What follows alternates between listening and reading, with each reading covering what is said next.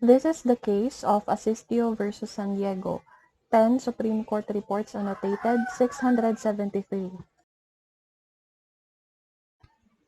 The following are the elements of slight illegal detention. First, that the offender is a private individual.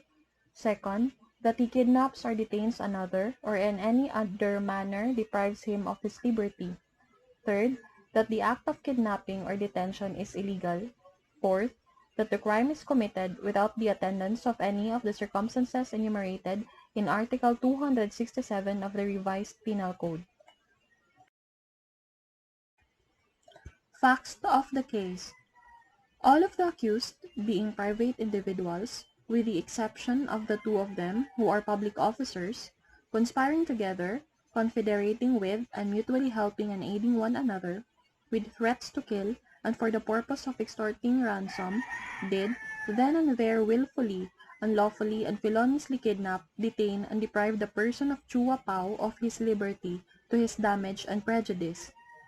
Petitioners in this case applied for bail on the ground that the offended party was voluntarily released by his captors within 24 hours from seizure and without any ransom being, in fact, paid.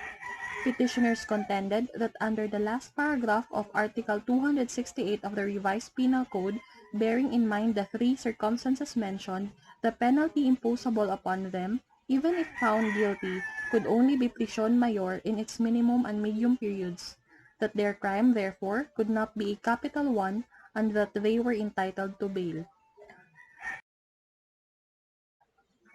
The issue in this case is whether the mitigating circumstances mentioned in the last paragraph of Article 268 apply to serious illegal detention. The ruling. The death penalty prescribed for kidnapping for ransom is not reduced by the circumstances of voluntary release by the captors and non-attainment of the purpose.